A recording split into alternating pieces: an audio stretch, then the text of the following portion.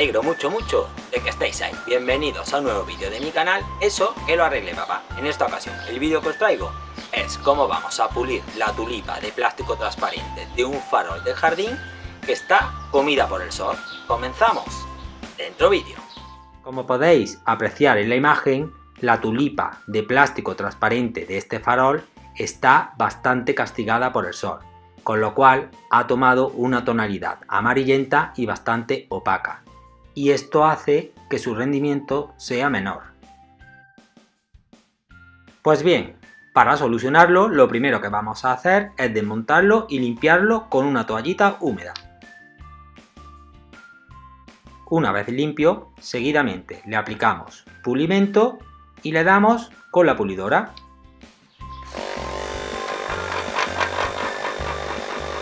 Y este proceso de aplicar pulimento y pulir lo repetimos tantas veces como sea necesario hasta que quede transparente.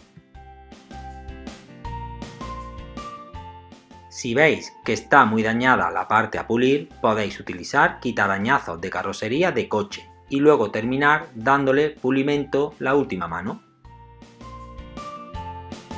Bueno, y mientras voy terminando este trabajo, quería deciros que no dejéis de ver el vídeo presentación de mi canal, que mola mucho, y además al final de este vídeo os dejo los enlaces de estos canales amigos, que son bastante interesantes, pero ojo, tened cuidado porque os volveréis crazy.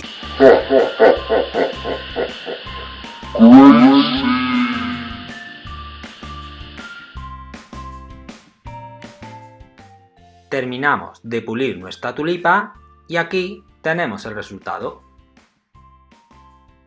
El antes y el después.